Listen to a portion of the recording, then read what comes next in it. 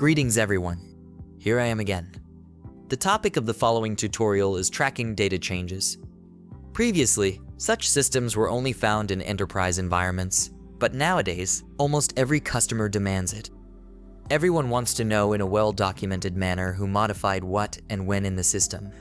And of course, they don't want to extract this information from log files. Developing such a system requires a lot of work and is quite expensive. Fortunately, the Recrogrid framework includes a module for this, called RecroTrack. RecroTrack can store data modifications made by users without any added code and display them on a graphical interface. Furthermore, besides data changes, it is possible to store any other events or logs in a grouped manner, controlled at the code level. And how simple this is in the Recrogrid framework. I will demonstrate it soon. Let's dive in. During the demo, I will use an application created for the Northwind database, which already has users and a permissions system set up. If you are not familiar with these setups, you can watch the videos in the description.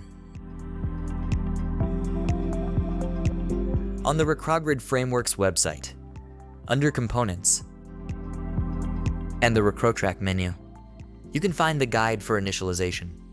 This is essentially a simple configuration setting.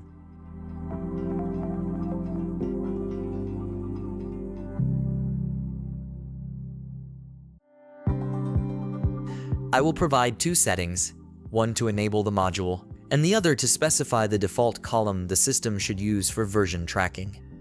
This will be the row version. Previously, I added this column to every table, so I won't waste time on this now. As you can see, the column is a simple int type and can be null.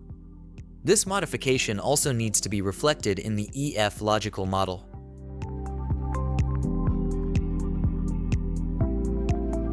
I will start both applications, the API and the client.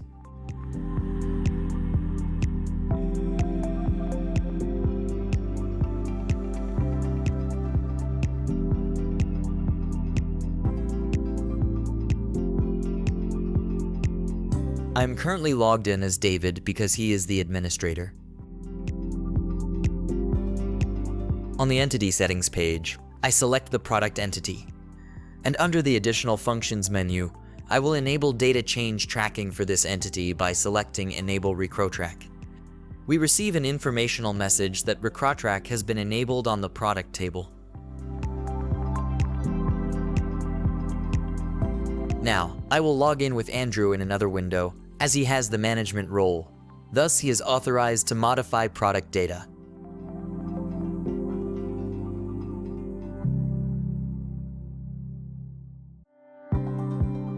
I open the first record and change the name by simply adding number 1.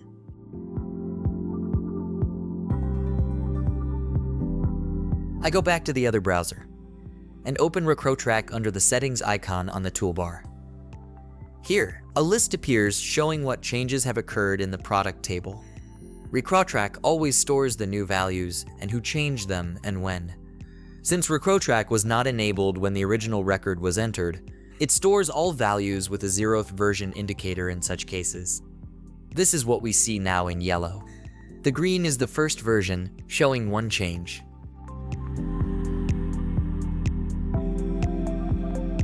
If I open the form view, here are the transaction details. The transaction has a name, which is currently Recrogrid Update. It shows when the modification occurred and who performed it. Additionally, if we control the transaction individually, we can also add a comment. On the Changes tab, we can see the changes associated with the transaction.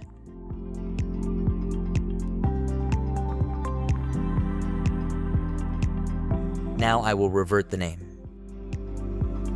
and change the unit price value.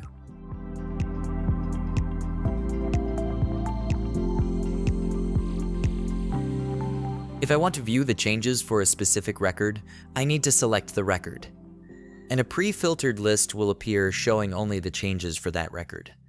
It shows that David modified those two values. This is linked to the transaction with ID 2. The visibility of RecroTrack depends on permissions. Andrew currently does not have access to this. The permission can be granted in the Recrosic settings.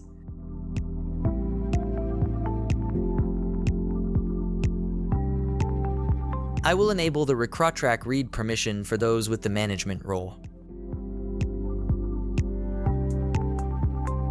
After refreshing the page, Andrew can also access the RecrawTrack data. It's that simple.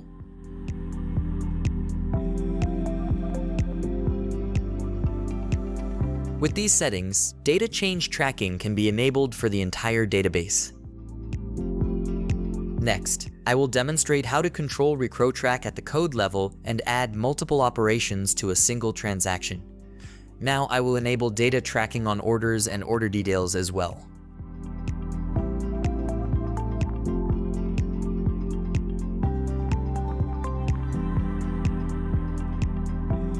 In the example, I will add a custom menu item to the orders grid and perform modifications on multiple records simultaneously.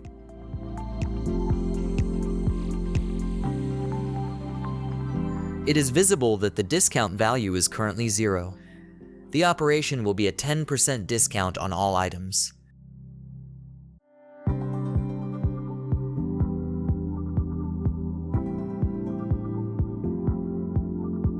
To create the custom menu item, I need to create a custom class, which will be RGOrders. The base class is RGFCore, and the type parameter is orders.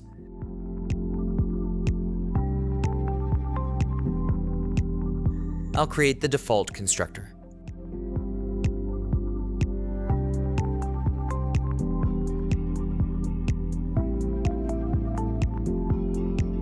During initialization, I define a menu, which is RGF menu. This menu item can only be invoked if there is a selected record.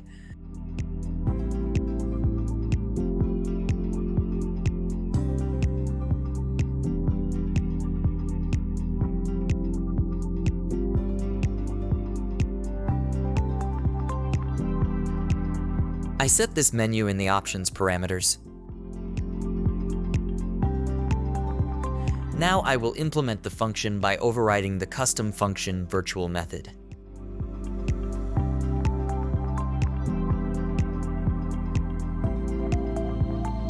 The selected record is passed as a parameter.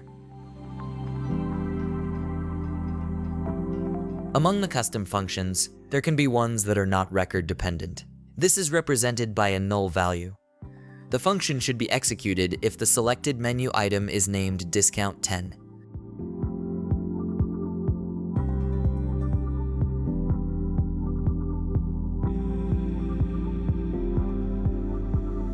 In this method, I already get a RecrawTrack class, which integrates with Entity Framework.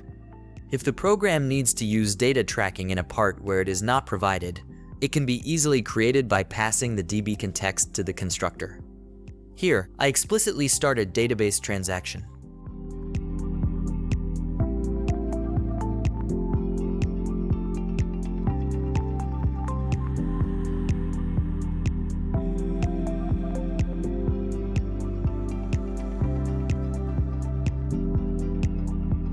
I add a comment to the transaction that this is a 10% discount.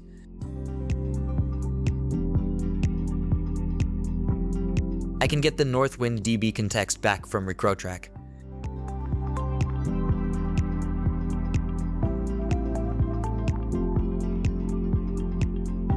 Now I directly query the database for the order record.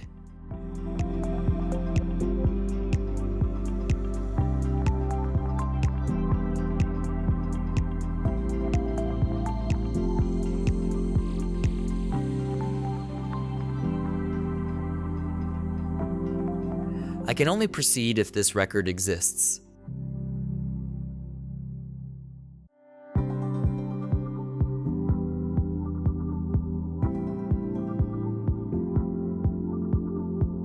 Now I will reduce the freight value by 10%. I save to the database to utilize the transaction. Now I will go through the items one by one.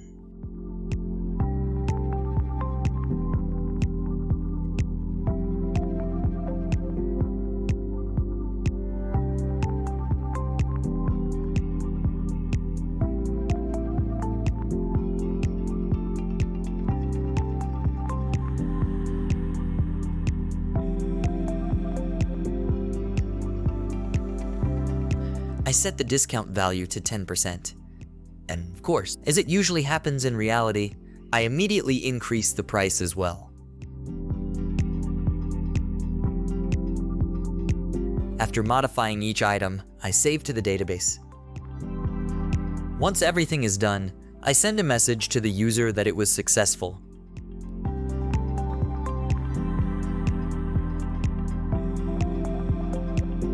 I also specify that this row needs to be refreshed. With this setting, RGF will automatically send the modified record to the client. And it's done. Now, I would like to note that this example is quite contrived. Naturally, there is no need for a manually started transaction and saving item by item, because a single save changes would implicitly result in a transaction, and it would also be more efficient performance-wise.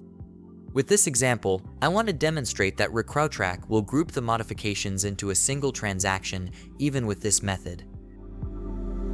Now I will build, and the next step is to specify this class for RGF. In the entity list, I will modify the default orders entity. The category will be custom class. The name will be RG orders.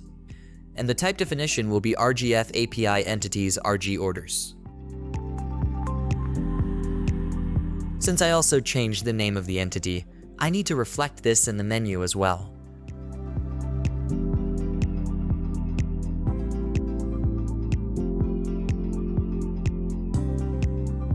Okay.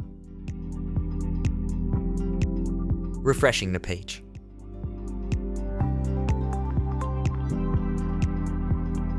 Now the new class is behind the grid, and the menu has appeared.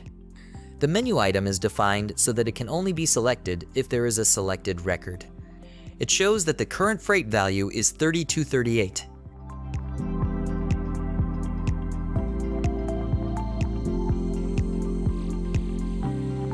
Currently, all discount values are 0.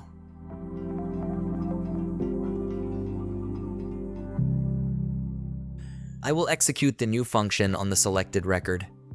I received the notification that the function ran. Due to the row refresh request, I can already see the new value here. The new values also appeared here.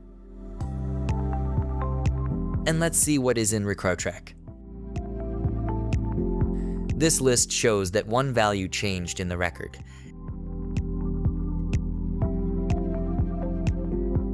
Let's see if there was anything else in the transaction. The custom comment we set has appeared. The Changes tab shows the other modifications as well. So RecrowTrack can show what data changed in the transaction, even if they affect multiple tables. Let's look at this from another angle. Now I will examine the data change of this one order detail. It shows that 2 values changed. Since there was no previous version, the 0th version was created.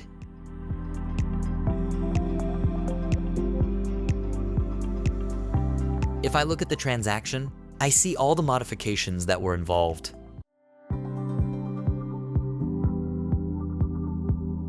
This concludes the tutorial. I hope I managed to convey how simple yet powerful the use of RecrowTrack is. If you liked it, check out other RecrowGrid framework content. Thank you for your attention.